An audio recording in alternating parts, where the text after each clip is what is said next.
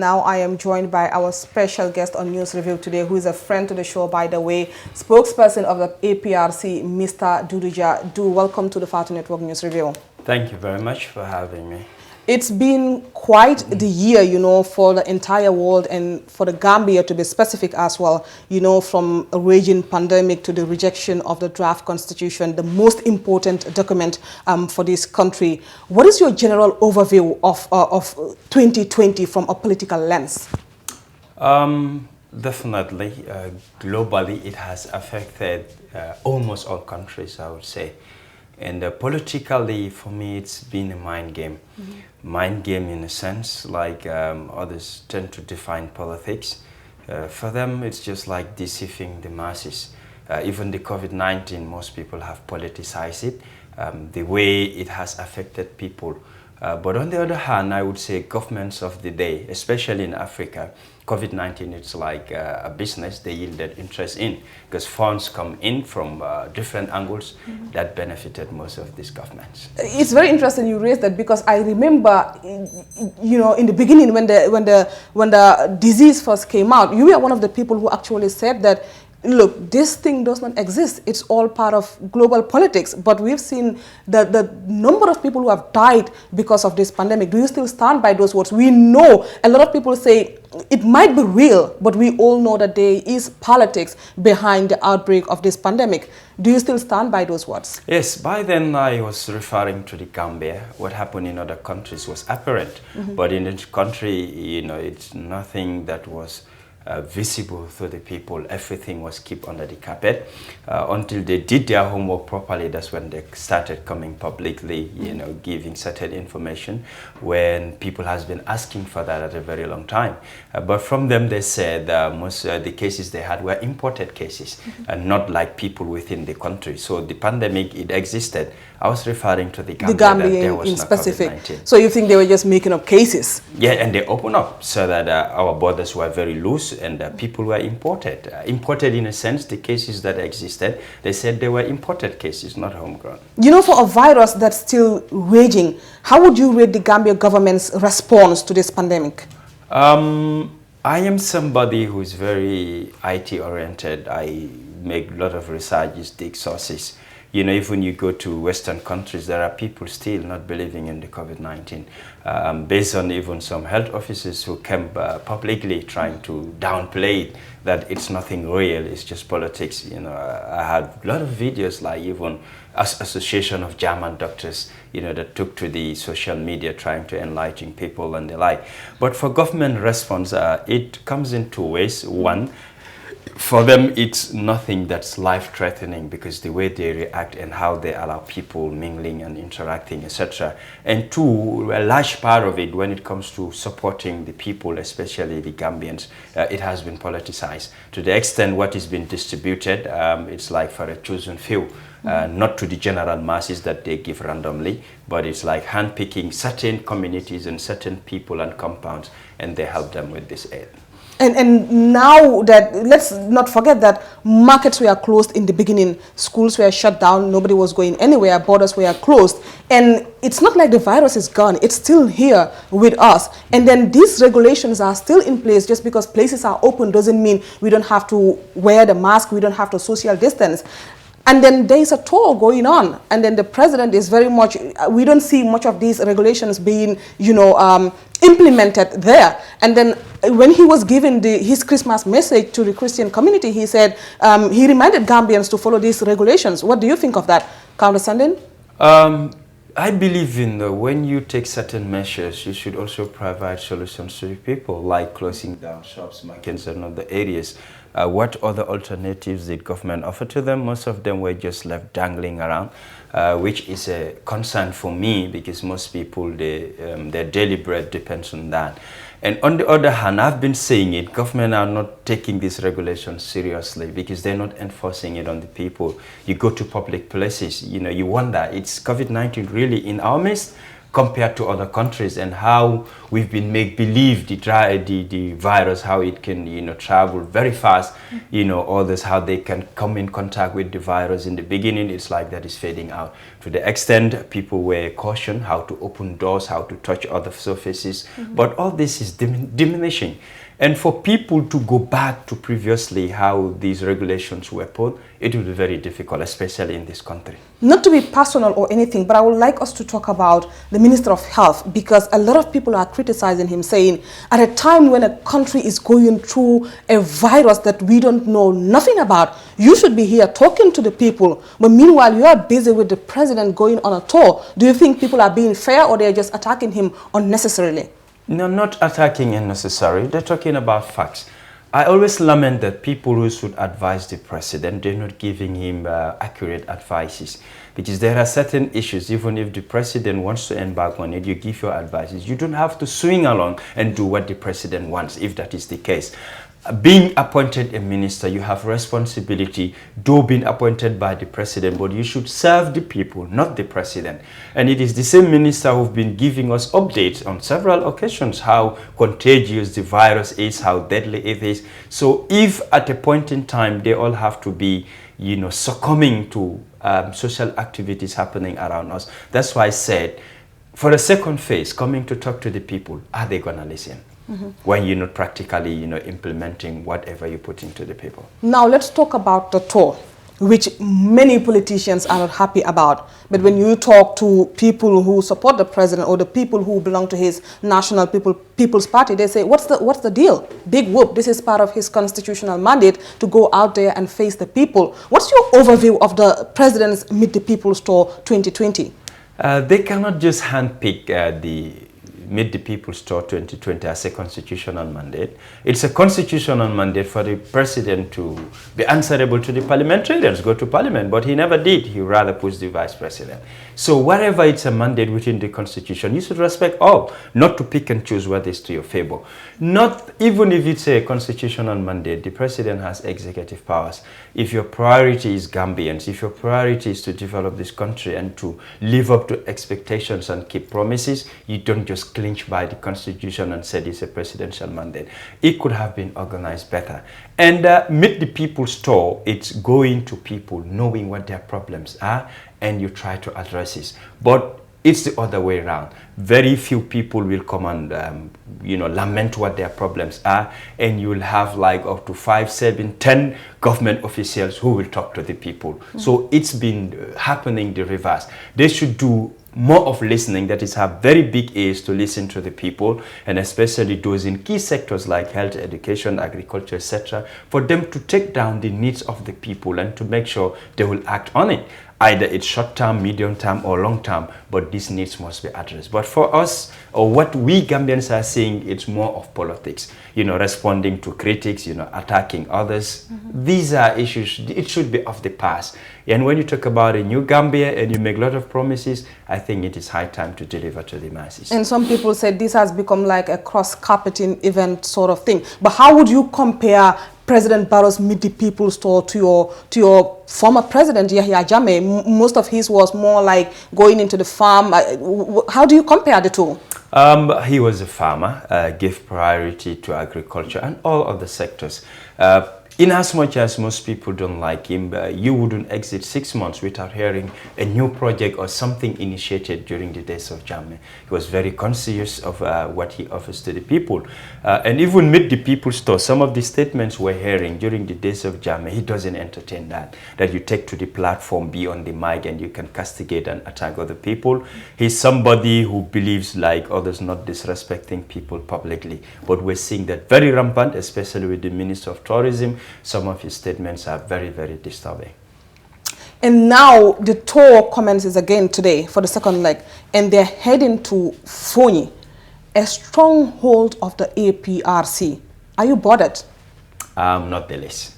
As far as Foni is concerned, their loyalty, they have demonstrated that. APRC in general, we've seen it in other political parties. We have 5 MPs and about 12 councillors. None of them has cross-carpeted for the 5 years we've survived as opposition. And you believe it's going to remain that way? There's been a lot of cross-carpeting recently, even from the members of parliament themselves.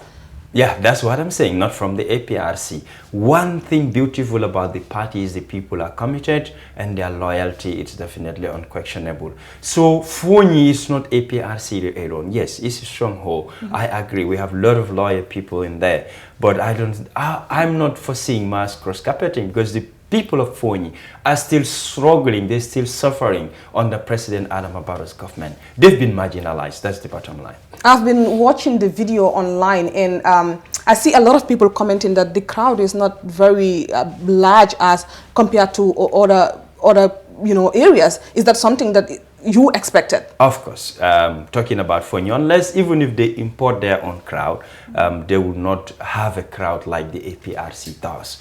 That is quite factual, that no matter what you do in FONI, it's not like what you give them moves them. They don't have their liberty and freedom. You go around, patrol around the FONI end, you'll see the Senegalese soldiers, economic troops and the like, as if the people of FONI have committed a heinous crime. I don't see the need for that. And you want to win their loyalty, you want the same people to support you when they're living under very difficult conditions. You know, it's been quite the tour and so many promises have been made by the president. But when he takes to the podium in FONI, what are the things that you expect him to address? He will talk about the former president, his coming, giving him security and the like. He always hides himself behind that because the people of FONI, the former president, it's from them. His relatives are still in FONI, and the loyalty and love they give to him or they have shown for the past years, you know, it's something that a lot of people admire.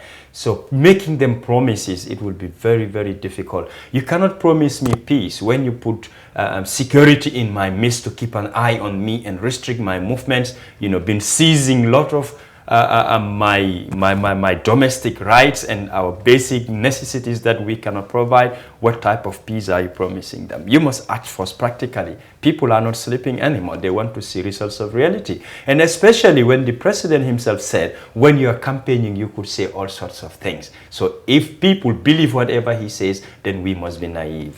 Do you think that the president should address the death of Haluna Ajata? I believe so.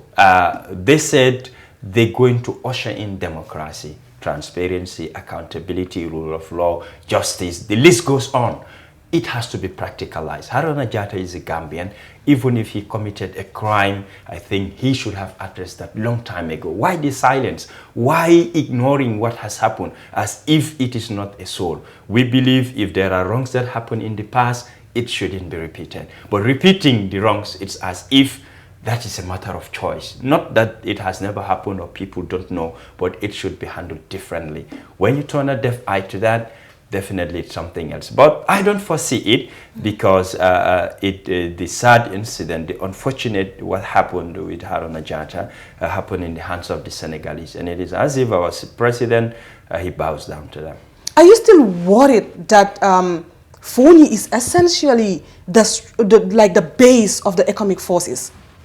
Not economic forces, but the Senegalese forces. Because the forces there, they are not under economic. Economic has clarified that. They said the Senegalese forces, there is an agreement between our president and the president of Senegal. It didn't go through parliament for them to ratify or to endorse. Was that necessary to have those forces there? I don't think so. It was based on the false information that was giving that there are rebels in FONI. A lot of information that's not quite true. And it's been 4 years. It should have been long enough for them to do their investigation and know what is factual and what is not.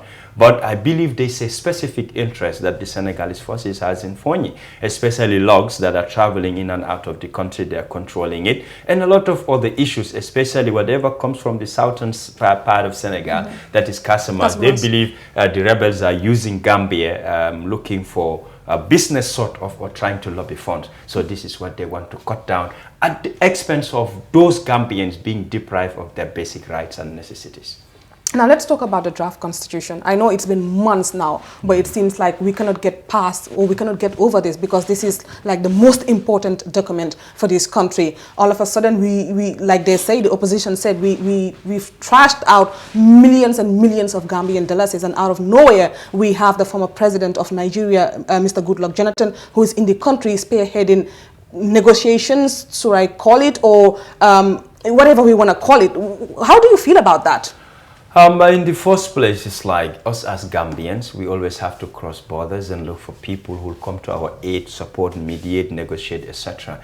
It's the outsourcing in us. Don't we have genuine Gambians who could play a better role, who knows our diversity, who understands our customs and traditions, who know which button to press, how to get people, you know, agreeable to certain terms and conditions, but always we have to go beyond our borders. For me, it is as if our sovereignty is gone. And don't tell me there are no Gambians who could mediate at that capacity. I believe there are Gambians who can go beyond those borders, and they will be in our midst, not for a few days, but for a very long time. They will enter every hole and climb up every tree to make sure that this problem is going to be ironed out. But why? Always it must be people from outside. It doesn't still change the fact that the APRC does not care about this new draft constitution. You guys are still in for the 1997 constitution. Yes, we're saying give us what is better than the 97 constitution if you want us to forgo the 97 constitution and embrace something that would determine how we're going to live our lives.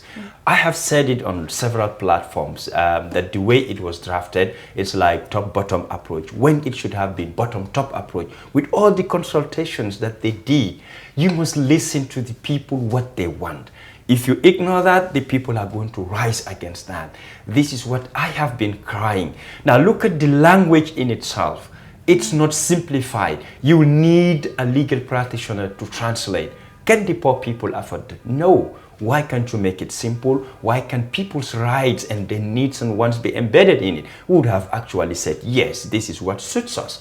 But there are a lot of conflicting clauses, a lot of confusing clauses within the Constitution that need to be clear in the mindset of people before we say yes to it. And one more thing before I let you go. For some reason, it seems like the APRC is always used by some Gambians to give bad examples. You know, the president just came back from his Meet the People's tour recently, just before Christmas, and then all of a sudden we saw pictures online of little kids welcoming the president, which so many political parties took issues with because they were wearing portraits of the president. And out of nowhere, we also saw the wives of the police with their little association and stuff, and they said, oh, this is exactly what Jammeh was doing, and now look, you are repeating. What is your response to that? First of all, it's not starting now. Since the Barrow for 5 years, I saw a lot of primary school kids, a lot of kids that are definitely on the age. We're not saying they should not be into politics, but not in their mass numbers. You know, to the extent by then we had our activity, our last rally we had at Aprc'S, we have a group of youths that came there so tired. We gave them food, gave them water, and we asked them, what are you doing? They said, no, they gave us t-shirt and money, so we joined them. Most of them don't even know why. But NPP are so desperate to pull crowds, to show people that people are supporting them, they have the masses behind them. But bring the elderly, not the youths. They cannot vote for you. We're talking about 2021. Those kids will need more than 5 years or even more before they will be eligible to vote. Why are they so desperate that they're bringing young people? And these young people, you don't owe them to drag them into the line of politics, but give them something that would give them hope that they are Gambians and the future is bright for them. I don't think politics should be their career at this moment. But they said that NPP as a political party had nothing to do with it. They in fact said that it was based on the accord of their own families. Do you think that is the truth here? I doubt. If you give me t-shirts, I wouldn't parade my own kids outside. In as much as I am a politician, I know my kids have other responsibilities. And I love my kids too much that I'll have to drag them into politics. What would it benefit them? I don't definitely believe such stories. Even if that happens, should they tolerate it? Should they encourage it? Like I was saying, it's not starting now. Barrow for 5 years, that's where it started. I had a lot of videos and pictures.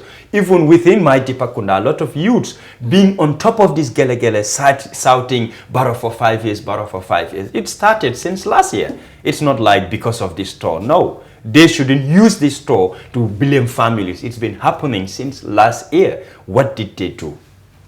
So what's up with the wives of the police in their t-shirts and stuff?